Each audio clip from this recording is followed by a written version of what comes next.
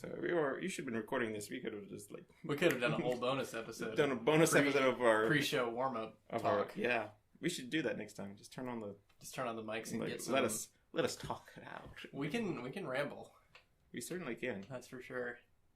Maybe you can take elements of it and just piece it together and it'd be like this Frankenstein episode, and you're just like, this is not one of our prized episodes. So over the years, we'll eventually just build a library of clips of us talking about things that aren't connected necessarily, but good stuff to talk about. The Popstorian Podcast with Chris and Ben. Wait a minute. You ain't heard nothing yet. Greatest crash in the history of the New York Stock Exchange in March. A date which will live in infamy. I have a feeling we're not in Kansas anymore. What are you supposed to do when you see the flash? Duck and cover. I'm sorry, Dave. I'm afraid I can't do that. It's one small step for man, one giant leap for mankind. Well, I'm not a crook. Might have gotten away with it, too. If it wasn't for these blasted kids and their dogs. Mr. Gorbachev, tear down this wall. The evil of the thriller. I can hear you. The rest of the world hears you. Great power comes great responsibility. Who are you? Who am I? Yeah, who are you? Chris Keating. Hello, Chris. I'm Ben. Hi, Ben. It's like we just first met here, and we're already fast friends, and on our third episode. We're on our third episode already. Yeah. How do you think it's going so far? You know, I think after this has the potential to be our best episode yet, because they're getting better every time. Potential. That's a great word. Potential. Potential of many things. Welcome to the Popstorian Podcast, where we have a lot of potential. Popstorian Podcast potential. Your triple P. So welcome to Popstorian Podcast, where history and popular culture collide. I read that on your notes here. Is that our new catchphrase? I think it's on the website too. Is it? I need to look it up, man. I have been slacking so bad. Haven't we all? We're going to take a look at the next film in our series, which is Westerns by the Decade. Well, yes, but what's the film? Oh yeah, the film is called The Covered Wagon from 1923. 1923. A Paramount Pictures production. Big deal. A big deal film. This is our film for the 1920s. In case you missed the other episodes, we're going decade by decade through the great westerns of the 20th century, and maybe into the 21st century a little bit as well. Maybe. So our film for the 1920s is this one, The Covered Wagon, directed by James Cruise. James Cruise, starring Kerrigan. J. Warren Kerrigan, and Alan Hale. Alan Hale is the supporting, the villain. He is the main villain. And Lois Wilson as the heroine. And a memorable supporting role from Ernest Torrance as William Jackson, the guide of this. Jackson. He's by far our favorite character in that film, I think. Yes. So, should we get into a synopsis? I'm going to let you do that. Should I include spoilers or go the no spoiler version? Oh, you got to do spoilers. So I think if you haven't watched the movie, you should, and you want to know, you want to watch this film before we ruin it for you. Right. Stop the episode right now. Pause this podcast. Don't delete it. Just pause it. Please don't delete us. Go watch the movie. You can watch it on YouTube. It's available all over the place. It entered into the public domain. It did this past year. Yep, this very January. year. Was it the 1st of January? Yep, January 1st, Public Domain Day 2019. So you have no excuse. Go watch it. See the film. You'll enjoy it. Actually, it is a good film. So yeah, basically this story is about two wagon trains heading from what was then called Westport, Missouri, going across the country to Oregon. So basically it's an Oregon Trail adventure story.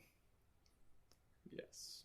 And it, I don't know how to put it. It's the dynamic there. It's kind of just a story of the rough life of a pioneer headed west. Mm-hmm. With a lot of adventures like river crossing, mm-hmm. buffalo hunting, Indian attack, and of course the icy slopes of the Rockies. Yes.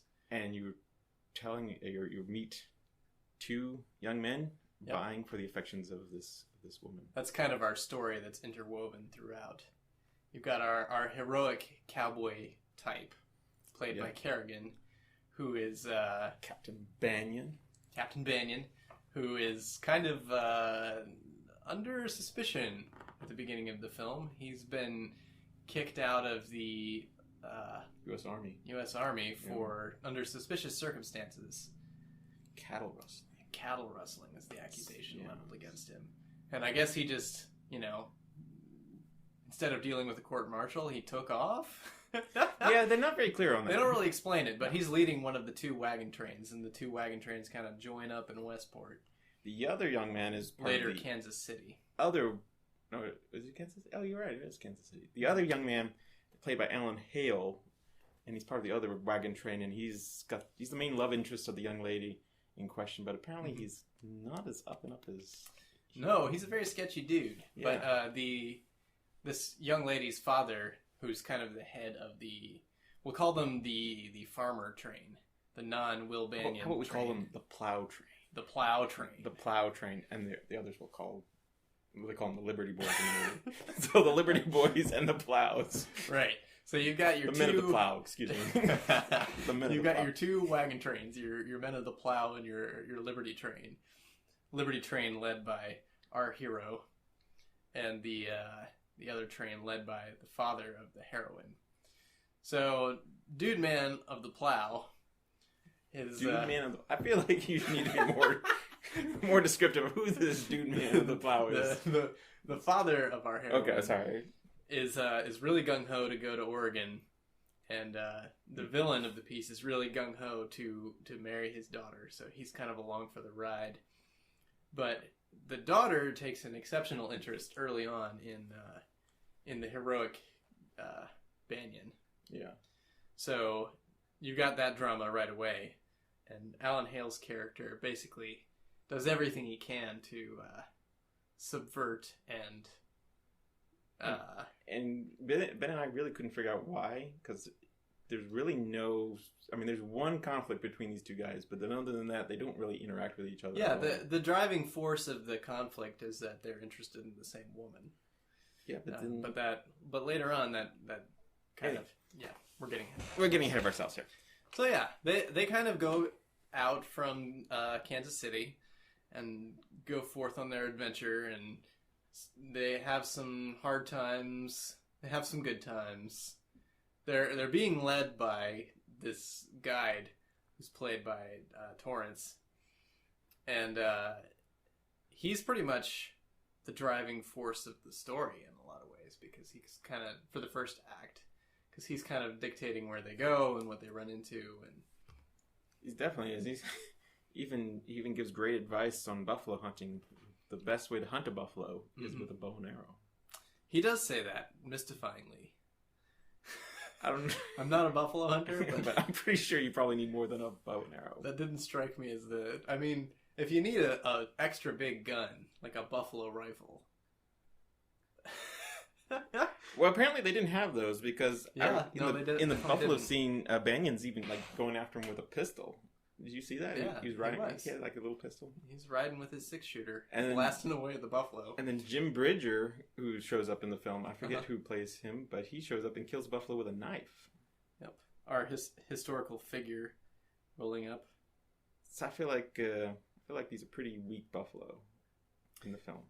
Tully Marshall, who played Bridger, is the actor who played Bridger. Yeah.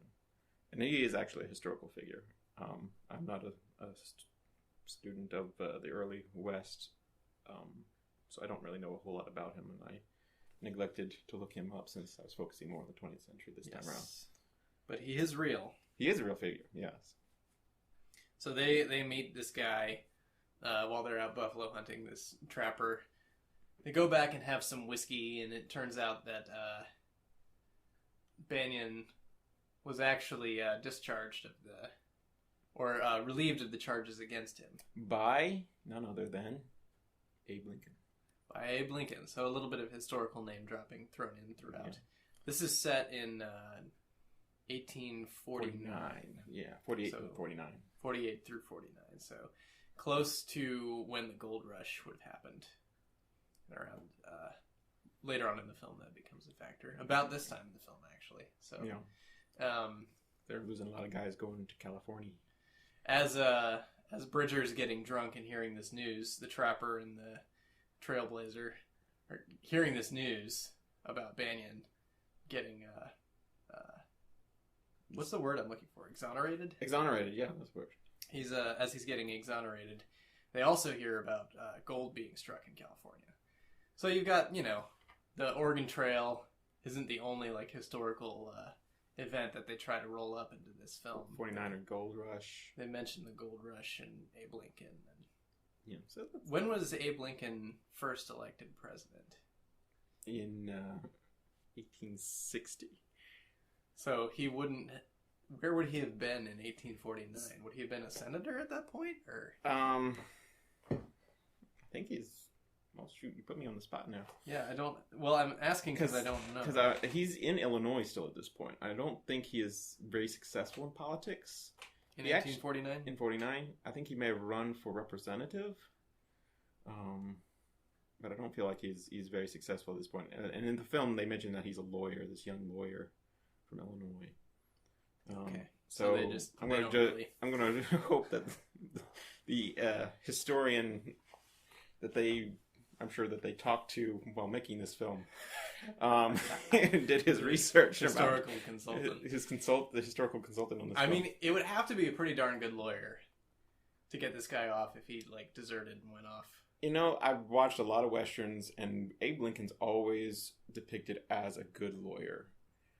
I don't know if that's really historically accurate. I need to go back and read. Refresh on Abe Lincoln.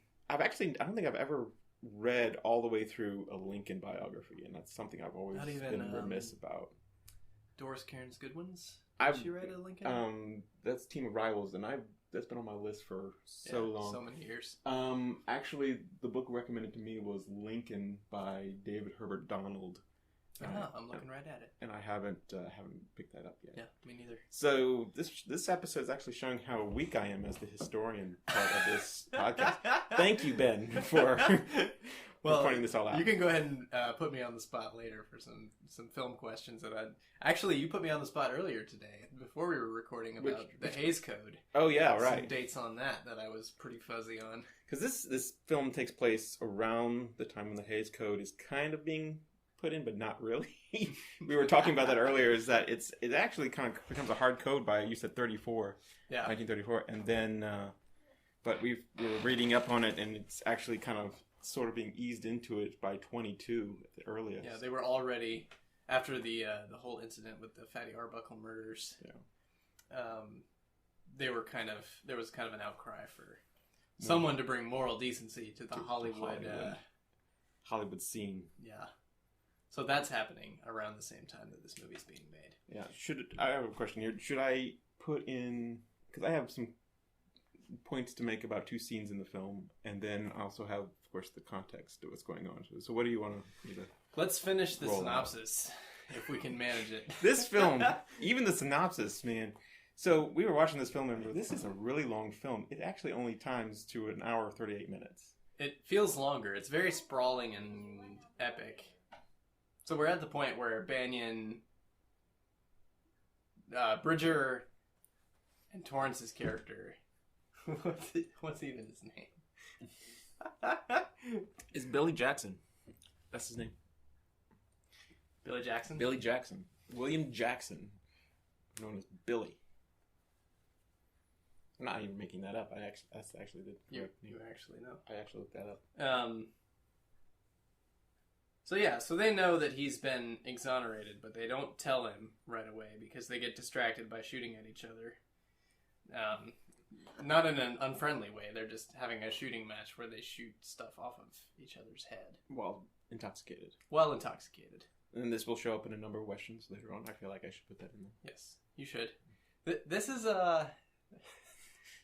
an interesting film in terms of what is and isn't okay to put in a film. Yeah, it is actually. Because there's also a should we talk about this? We shouldn't. We should finish the synopsis. I'm desperate to finish. This is gonna be the whole episode. Just like talking about the film while we try to finish the synopsis. Derailed. Yeah. So the two trains split again. They do. Alan Hale's train is attacked by Indians. There's a small boy who kind of, I guess, is the brother of the heroine, maybe? That's what I get the impression of. They're never actually explicit, but I think that's... He's always around. Yeah, it's never explicitly stated, but he's always kind of hanging around captain of the Plowmen and his daughter, so he could be his son. I think he's his son. I mean, his wife, the Plowman's wife, is like really attached to this kid, too. She gives him hugs and stuff.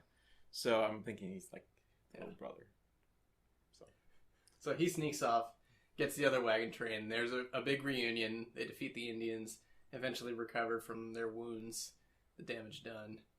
And they split again, half going down to California, half going north to Oregon. The Plow commander, of course, is bound for Oregon. He's not distracted by gold. Unlike Ellen Hale's character. Right. Well, Sam Woodhull. Well, Sam Woodhull. I knew that. But I feel like... It's because we're not used to watching silent films. We're used to people saying their names over and over and over again. And Jack, Rose, exactly, Rose, Jack. The fact that we have to read their names when they're introduced and then you never hear them again. Yeah, I think that's probably our problem. That's definitely a factor. So, it's been an enjoyable time. It's confusing in audio too. If you listen to audio dramas or anything like that, old time radio, it is kind of awkward because they'll be like saying the name and then they'll saying exactly what they're doing, and you're like, who talks like that? And if they're similarly voiced at all, it's so easy to get them mixed up. I had that experience listening to The Hobbit recently. Yeah, and that has nothing to do with this episode, but I feel like I should tell you but that's related. Anyway, so this has been a Popstorian Podcast tangent. Yeah, so they split ways, and the villain of the piece, Woodhull, is just a scandalous figure. He's headed to California. Yeah, he's headed to California to get the gold, even though he's basically engaged to be married to this girl. Yeah, he gives her up for the opportunity to. And they're like gold. Supposed to be married, like right before the Indian attack happens. They're like getting married. Yeah, the wedding's about to be happening. And they get interrupted, and she gets wounded. She does. Spoiler alert. She gets wounded. Also, backstory for the villain that we haven't really mentioned. During the buffalo hunt, he tries to shoot down Banyan, his rival Banyan. Yeah, and in the process falls into a bog. So he's not very competent of a bad guy. No. But he is a villain because he actually shoots a guy in cold blood, and so we know that he's well established as a bad guy. He shoots a ferryman. Yeah. And instead of paying the fare, he's just like, I'm not going to pay you. And he shoots the guy. Yeah. Because he's an Indian, basically. Basically, like you're all savages, and I don't owe you any money. So I'm going to go back to that in a minute here, talk about Native Americans represented in this film. There's so much to talk about in this film. We're having trouble getting through this stuff. So much trouble. Anyway, they end up getting to Oregon. The plowman, his wife, his daughter, because Woodhull leaves her. They set up a farm. They pray, thank God, for land and plows. And then, meanwhile, Banyan's gone to California too with the rest of his train. And he's been panning for gold because he makes it there. And then Billy Jackson meets up with his old friend, and they start talking. Turns out, they cook bacon. They do cook bacon in that scene. It's a really great scene.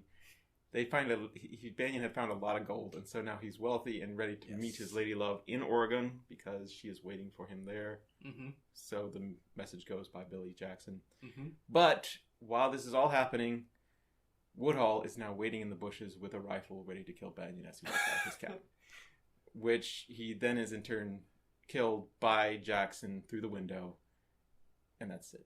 That's pretty much ends. I have to say, there's kind of a lot of scenes. Yeah, that's pretty much the end of the film. He goes back. He goes to Oregon, and he goes to Oregon. They reunite.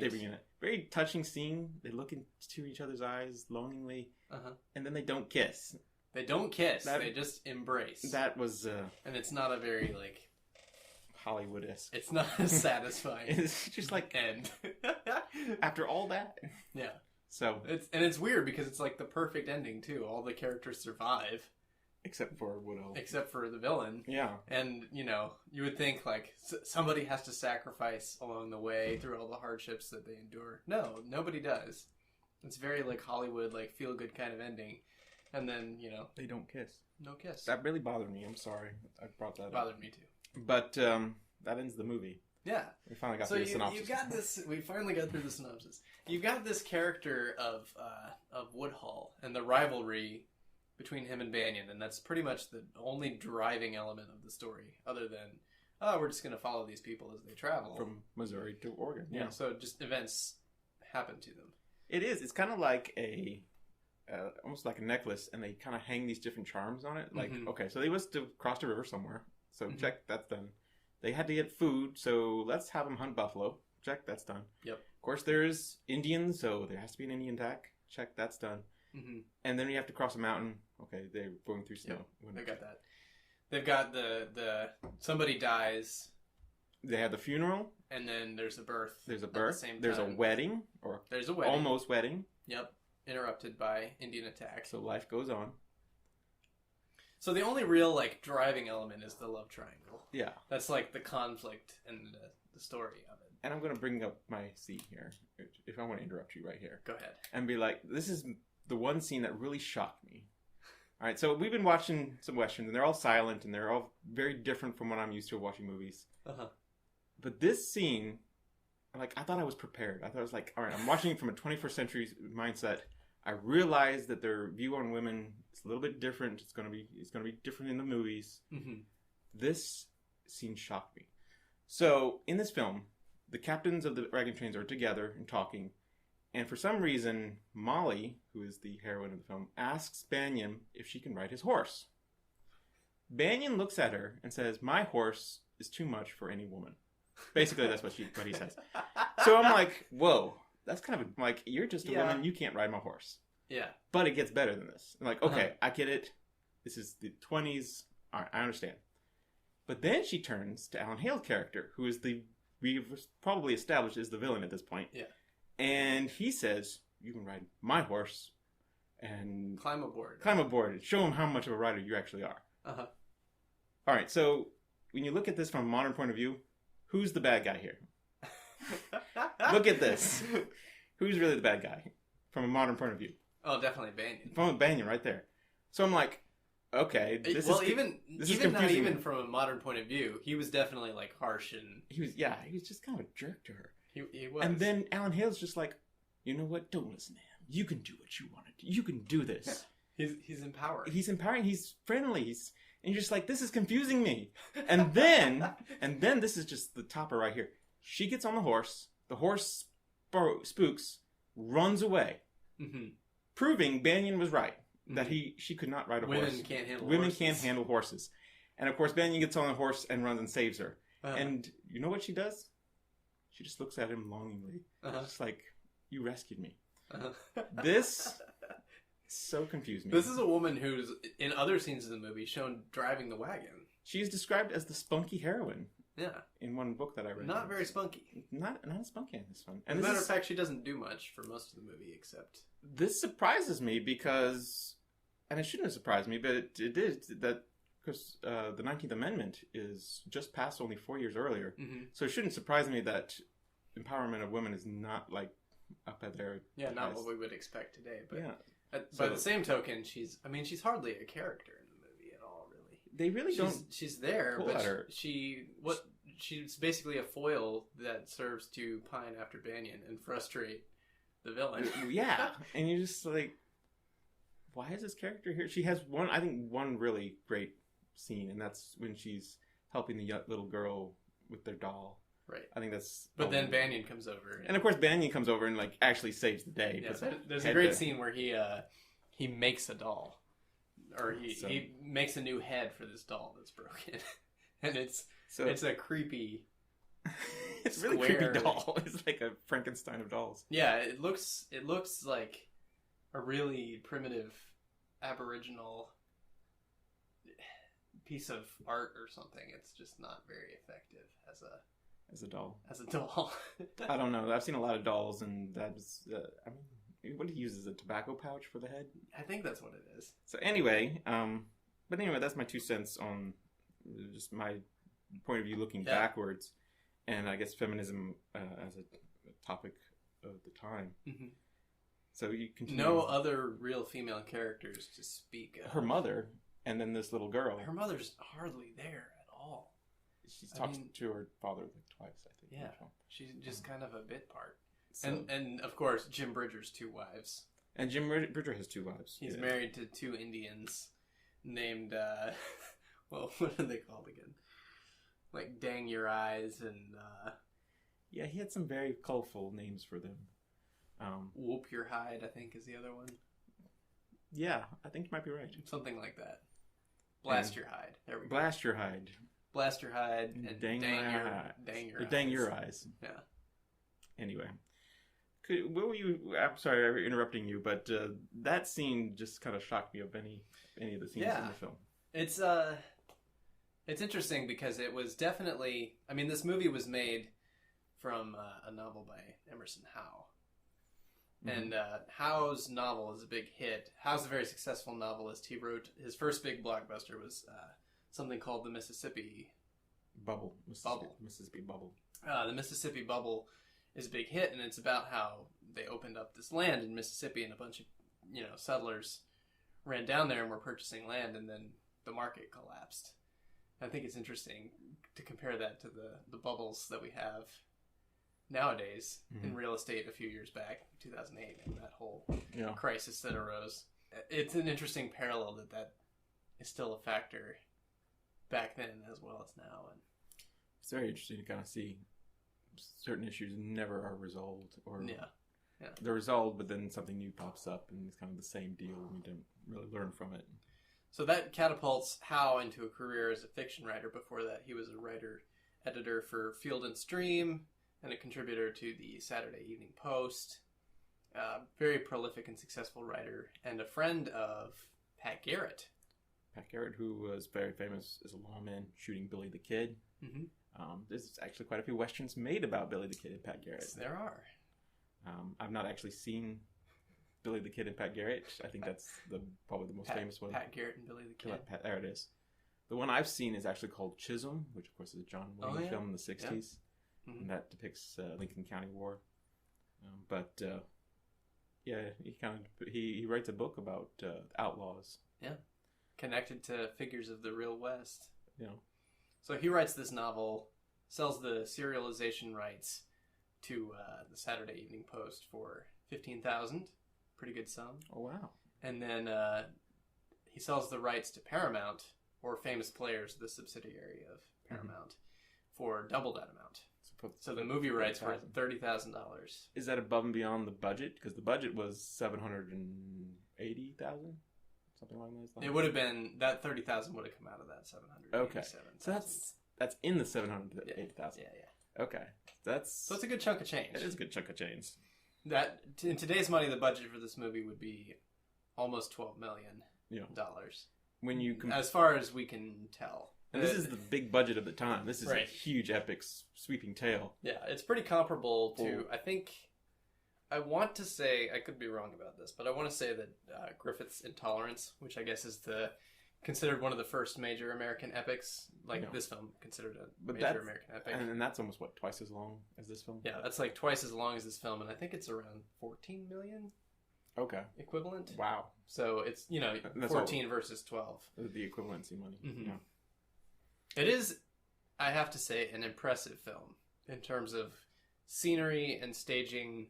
It's almost all filmed on location. Which is a huge deal at the time. Mm-hmm. He films it in Utah and Nevada. Mm-hmm. And there's all these wagons. It's like 70 wagons, you said? It's massive. I mean, you can see in the wide shots they've got, and there's...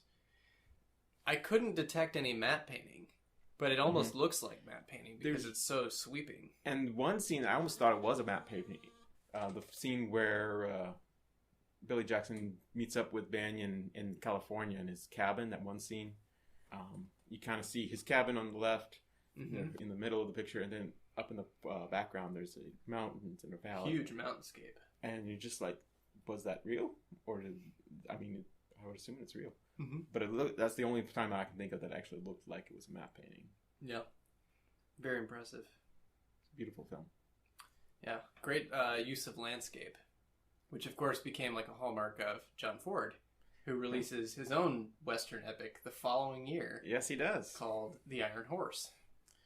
Which I imagine is probably more famous than The Covered Wagon is today. Today, yeah, because of Ford. What Ford does later. More than Ford. And this film is directed by James Cruise. Who is not very famous. He's done a few smaller films with Fatty Arbuckle. Which I guess not more really, famous for directing his comedy shorts. Not really the sweeping epics that you see in this film. Yeah, this was breaking new ground for him and for the industry at the time. It's interesting, though, that they filmed some in Utah, because that's where Cruise originally hailed from. Yes. He was of Mormon extraction, although he left the faith in his teen years, according to some accounts. And I'm going to jump in here. A couple things I read online that I don't know, just feel like I should throw in here is that there's rumors that he was part Ute from being in Utah, and that he actually disguises himself in the background as a Native American. Yeah. Which I did not spot him, so I don't know. No, if that's true. I read that scene was actually cut. That the screenwriter came back to him and said, "Look, you can't. People are going to recognize you," because he was an actor as well. He was, also. yeah, that's true. So people are like, "You're going to be recognized if you're standing in the background of this shot." I guess this was before the idea of the Hitchcock cameo, the director's cameo, became like a thing. I mean, Peter Jackson now has done that. Lots of directors do. George that. Lucas in Revenge of the Sith. George Lucas did that too. But anyway, this is before a lot of directors do that, I guess. Hitchcock appears in almost all of his movies. Was he wasn't the first to do that, though. No, but he kind of made it his own.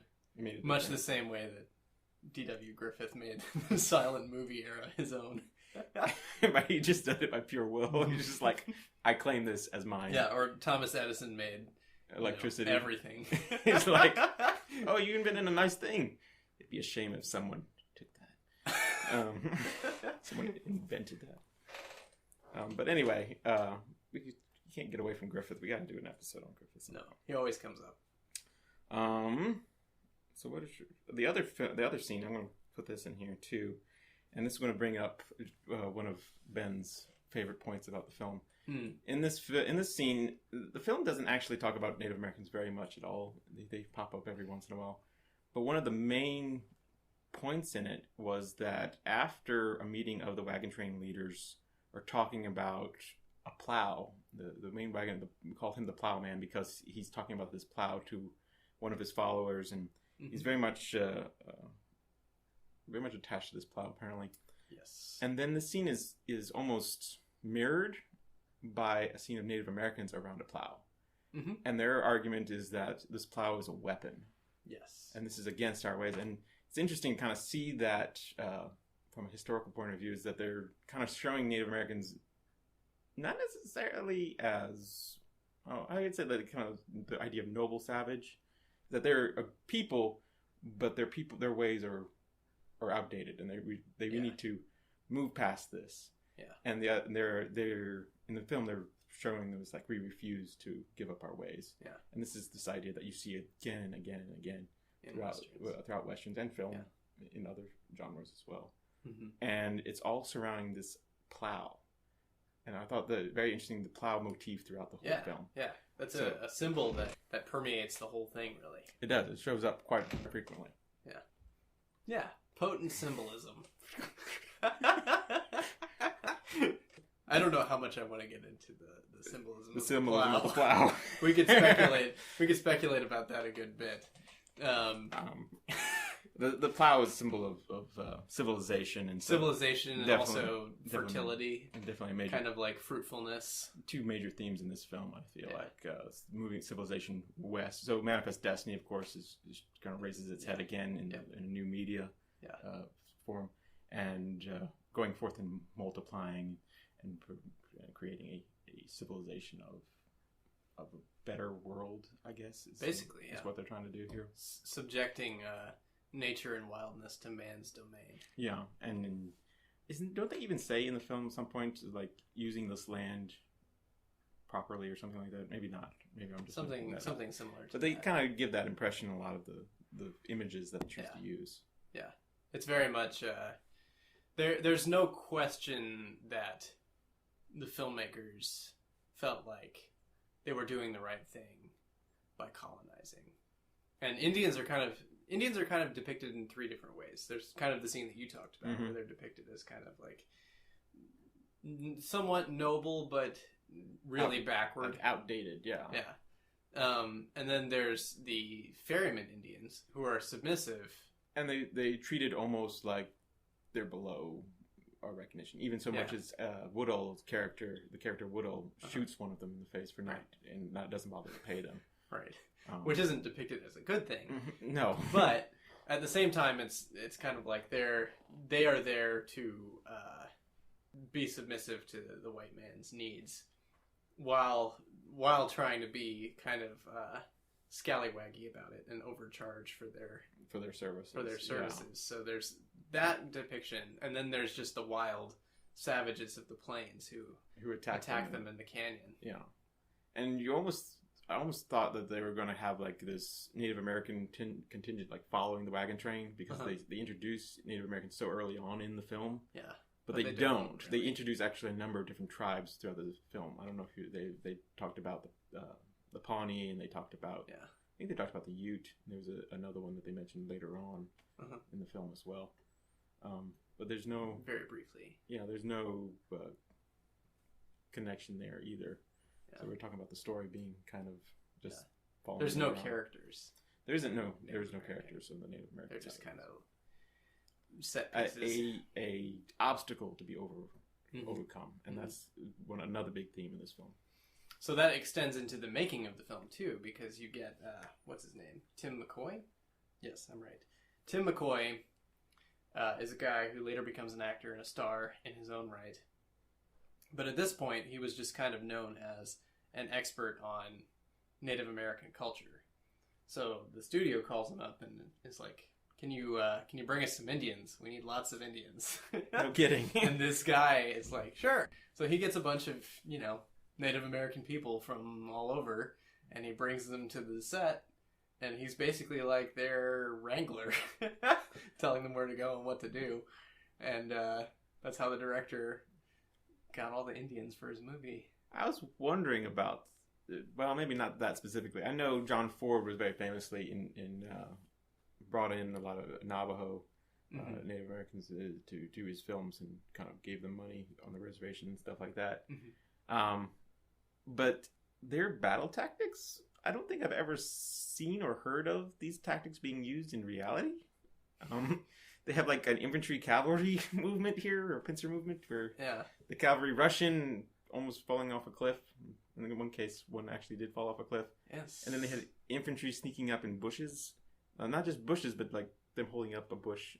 Sort of Roman-esque shields, almost, made out of these bushes. Yeah, but not very, like, they were just disguised. They're for disguise.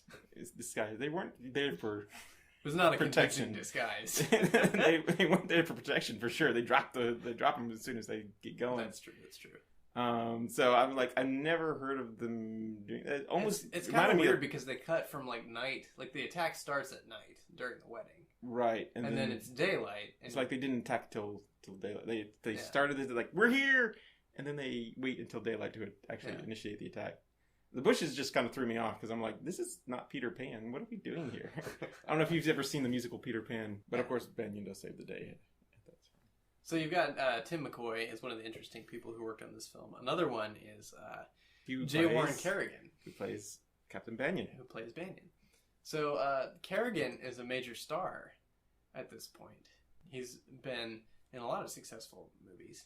And he's interesting because both him and co-star Lois Wilson, although they play love interests in this movie, never married.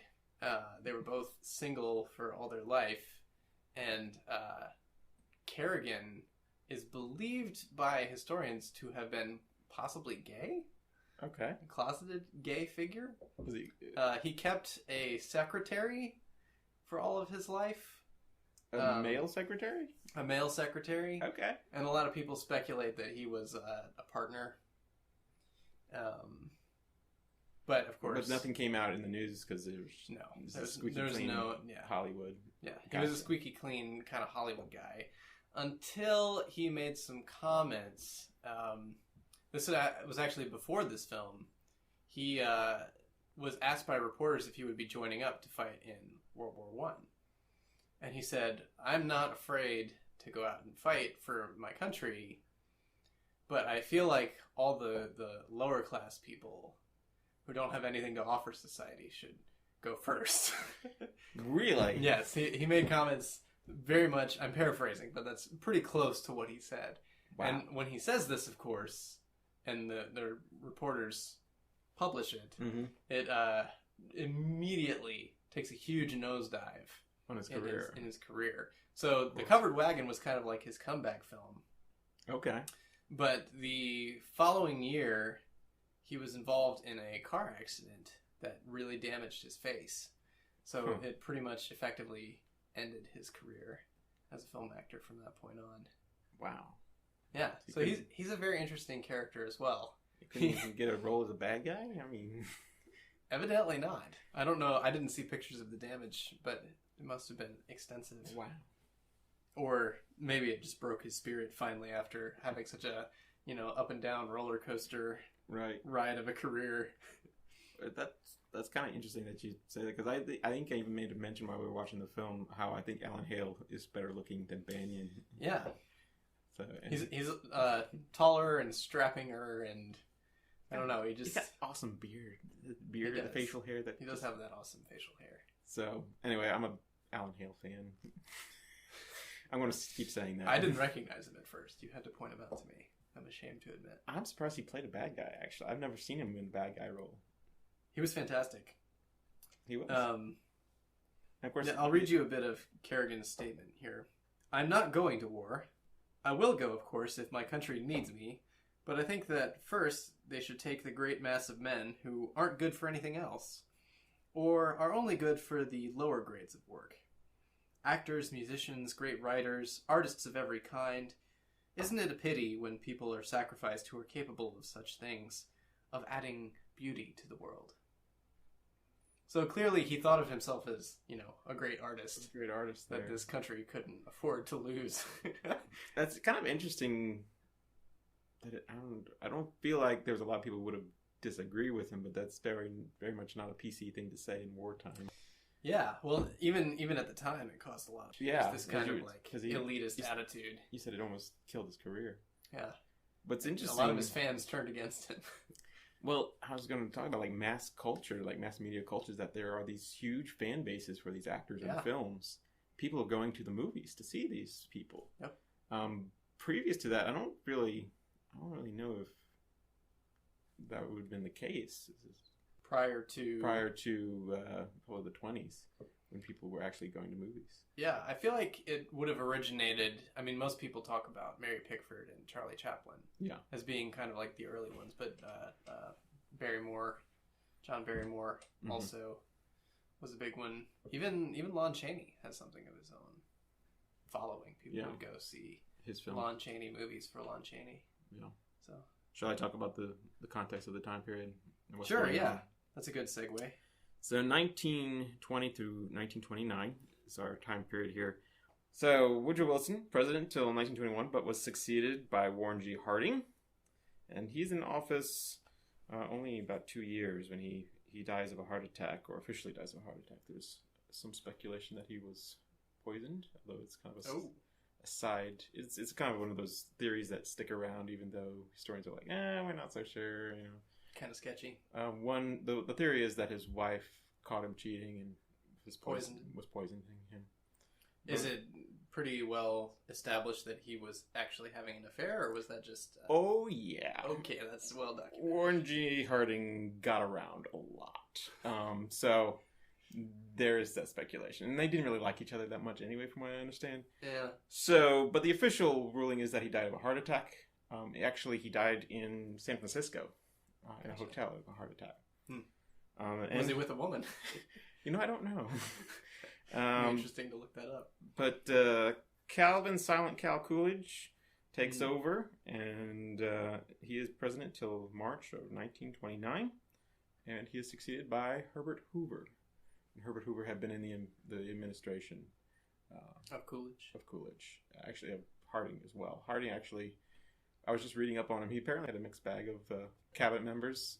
One of which he's actually that would be the Secretary of, I think, Interior, Albert Fall, is the first secretary to ever land in jail.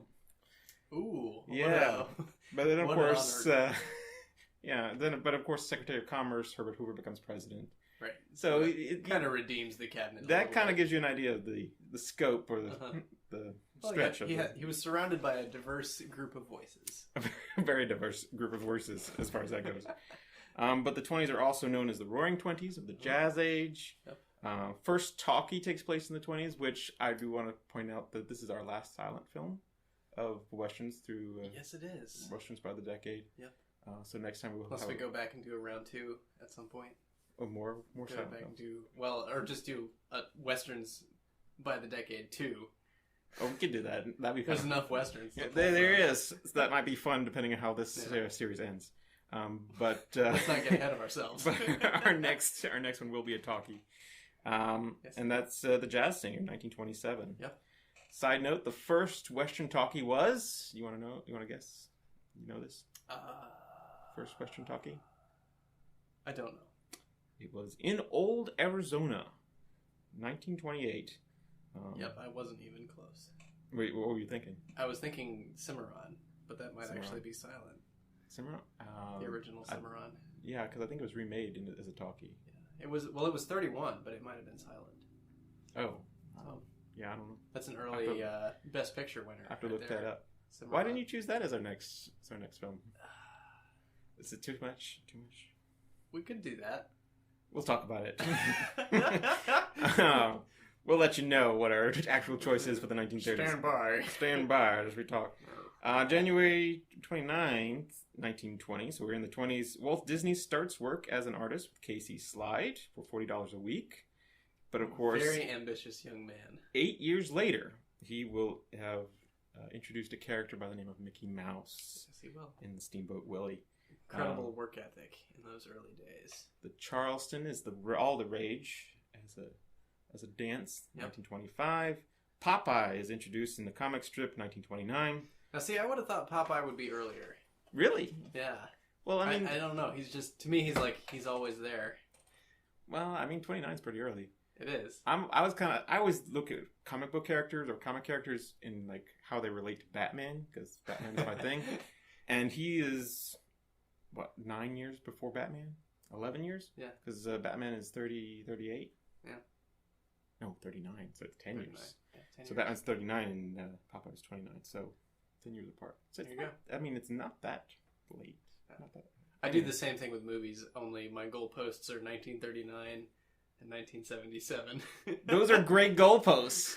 We're going to touch on both of those, I'm sure, as the series progresses. Well, two of our candidates for the film of the 30s, the Western of both the 30s, of them are from 1939. Are from 1939, except for Cimarron. Except for Cimarron, which looks like we're not doing. Which we just floated, but... Ben did not like that one. Anyway, the Model T was roughly $260 by the 1920s, approximately $3,500 in today's funds.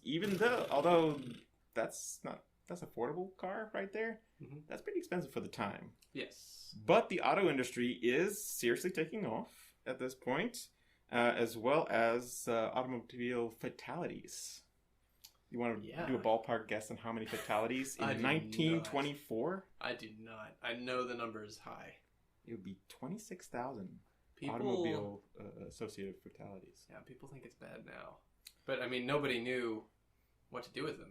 And until that time, you could just kind of walk in the street in the city. And it's kind of just still progressing as the safety restrictions and things like that. We're a lot less likely to get run over by a horse than a car. Yeah, because at least a horse, there's a second brain involved there. It's just like a horse, like, do I really want to run into this guy? Yeah. But with car culture also rises some food chains. A&W Root Beer is the first fast food chain. Fast food arises. In 1923, the U.S. Steel Corps initiates an 8-hour workday, so labor is getting kind of progressing, I guess, in some cases. It actually takes a downturn. A lot of unions lose membership during the 20s because the economy is so good. Yeah. The economy is booming, except for maybe farming. But the cities are growing, urban. For the first time, I think the census says that the more Americans were in urban centers rather than the rural areas. So it is growing population. It's growing in urban. It's growing in the economy. Changing world. You know, although let's see what else is going on. The first American explorer Roy Chapman Andrews discovers the first recognized dinosaur egg in the Gobi Desert, Mongolia. I put that in there because I'm like, dinosaurs. They are being developed into our popular imagination. We should do a dinosaur series. We should do dinosaurs in pop culture. Talk about Gertie the dinosaur. I don't know. Gertie the dinosaur? Gertie the dinosaur is one of the earliest cartoons. Of dinosaurs? It's about a cartoon character called Gertie. She's a brontosaurus. Okay. And it's drawn by none other than the legendary Winsor McCay, who's a great comic artist for Little Nemo and Slumberland. Is his best known work today, comic Sunday. Okay. Sunday paper spread, but also one of the inventors of the cartoon. Really? Yeah. Gertie the dinosaur. We got to go back and look at Gertie. We're going to go back and talk about that. And anyway. Also, The Lost World, early stop motion classic about dinosaurs as well, from the novel by Arthur Conan Doyle. Yes. Lots of dinosaur stuff. All right, we got to go back and do dinosaur stuff. Anyway, but one statistic, this is from the History Channel, this kind of blew me away, is that 3/4 of Americans visited the movie theater by the end of the 1920s. 3/4? 3/4 of Americans. So I gotta look up what it is today. When you think about that, that's a huge population for the time. The film industry is very big at this point. And speaking of Hollywood, the Hollywood sign is officially dedicated in the hills above Hollywood. This is 1923 in Los Angeles. It originally reads Hollywood Land. But the 4 last letters are dropped after renovation in 1949. Yeah. So I didn't know. Crazy to think. I didn't know it said Hollywood Land in like the early story. days of Hollywood. Yeah. That's interesting to me. It's a little known fact. Hard to even... It's become so ubiquitous to think of it as Hollywood. Yeah. The addition of the land is seems so unnecessary. I guess they thought that in 1949 as well. It's like I don't know, it would be like referring to U2 as the U2. The band. It's like no, there's no article there. Or the NSYNC. I mean, no, 90s. It's just Hollywood. No land. Hollywood. Also going on in 1923, Firestone Tire Rubber Company starts producing inflatable tires. Big deal there. Renovation. What was it before? Was it just like a strip of rubber? When you think about like wagon tires, they were basically just wood with a steel rim around it. Okay, yeah. And so you imagine later cars, they just kind of built that on. And rubber is very kind of expensive anyway at the time, is because it's produced by trees. Yeah. So the fact, I mean, you just have like, I guess, a layer of either metal or rubber surrounding this wheel. And then they started inflating them in 1923. Which I'm sure made them a lot more comfortable. I'd imagine so. You can imagine bouncing around on some of those dirt roads. Oh, yeah. Awful. Also going on in 1923, and by the way, this is the year the film was made, so that's why I keep bringing up stuff in 1923. Back to 1923. Lee DeForest demonstrates his sound on film moving pictures in New York City, April 15th, 1923. It is the first sound on film public performance shown in New York. Yeah, so like a lot of things in Hollywood history, the jazz singer gets the credit, but it's not really that simple. There was a lot of experimentation, even back when this film was being made, with getting sound and pictures synced. It even has, at one point, it has its own soundtrack, right? Yes, it has its own soundtrack that's recorded and played at some venues, but I don't know what's happened to it. I don't think that the version that is available on YouTube has a score attached to it, but I don't think it's original. I don't think so. It doesn't have that vibe. Yeah, it's interesting because movies are very dominant as a form of entertainment compared to today because we have so many other distractions. But in those days, it was a huge production. In fact, that's how Tim McCoy, who we mentioned earlier as the Indian Wrangler, that's how he gets his start in Hollywood. He puts together a show to perform before movies, where he does like kind of a Wild West live show. Huh. They do it before screenings in Hollywood, so that brings him to the attention of studio moguls and gets him more work as an actor. So wow, that's how he kind of transitioned from Indian Wrangler to movie star. Okay. So The Fighting Fool, Daring Danger, Texas Cyclone, Bulldog Courage. These are some of his films. B movies, aren't they? Texas Cyclone. That sounds familiar. Is that a John Wayne? Texas Cyclone is a Columbia picture. No, John Wayne is attached. Yeah, he's a smaller character. That would be an early one of his. Good spot there. 1932.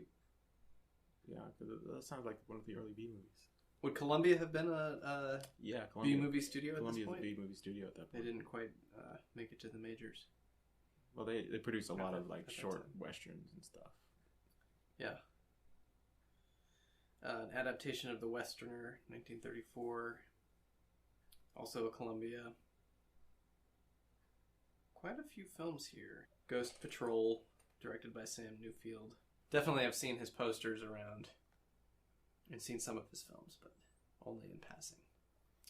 So this kind of ends our first, our first chapter of Westerns by the Decade. It does. It's ending the silent era. This is the end of the silent era. And I have to say that this has been very much of an educational for me. Yeah, there's a lot I still don't know about this period. Because I think before this I watched maybe one or two silent films. Yeah. Yeah. So it's been kind of fun. It's also interesting to watch the rise of the Western. By the time we get to the 40s and 50s, it is the genre. To the point that if you're going to make a film by default, people almost assume it's going to be a Western. And it's going to make money. So dominant as a About the 40s and 50s, yeah. And it is interesting to see in our three films that we picked for this era, you almost see a sharp incline here. All of these films are successful. Yeah. But, I mean, massive success with this one. Which one is your favorite? Of these three? Of these three that we picked.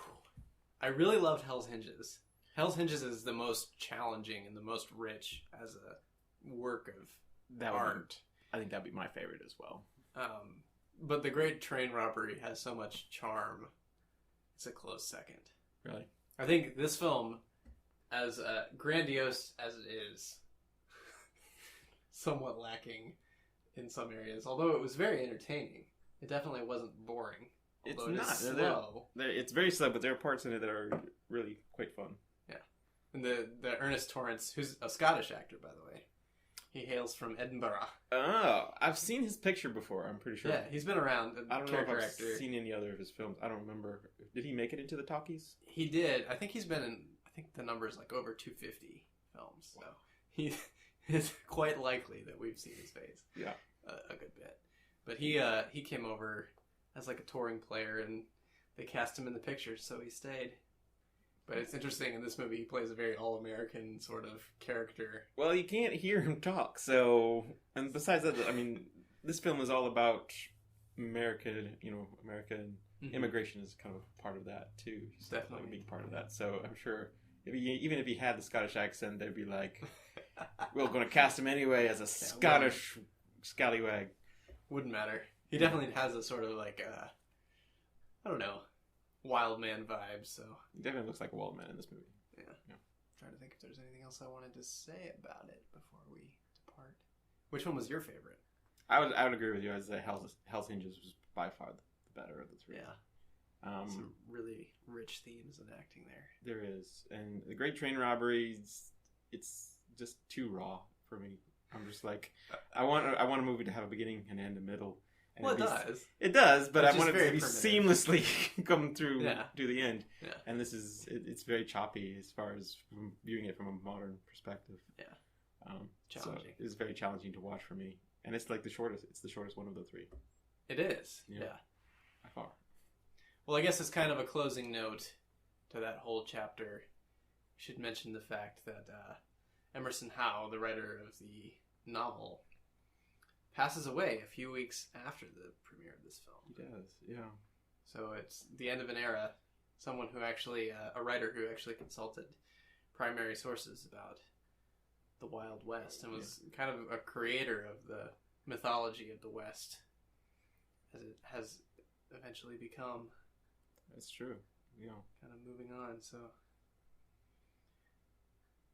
next week, or next month, rather. Yeah, I don't think it's going to be next week.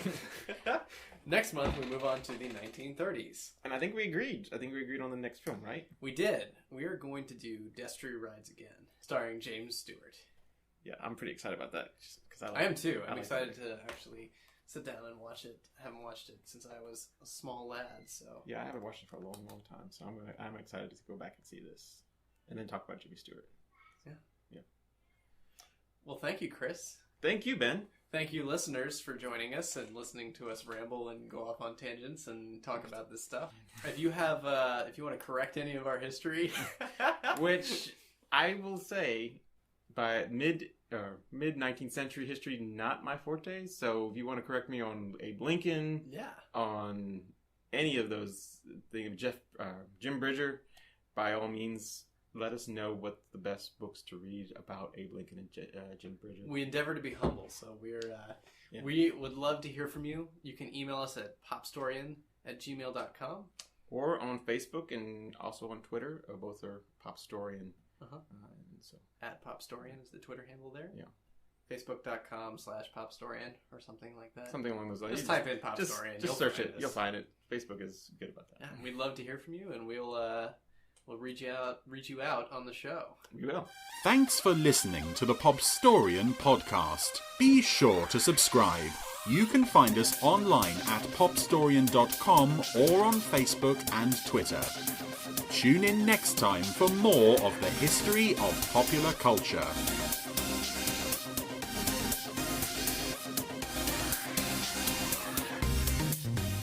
Thank you very much, and enjoy the rest of your time on this earth, listener. You should probably cut that last part out. Plow on, dear listener. Plow on. Plow on. Go forth and conquer.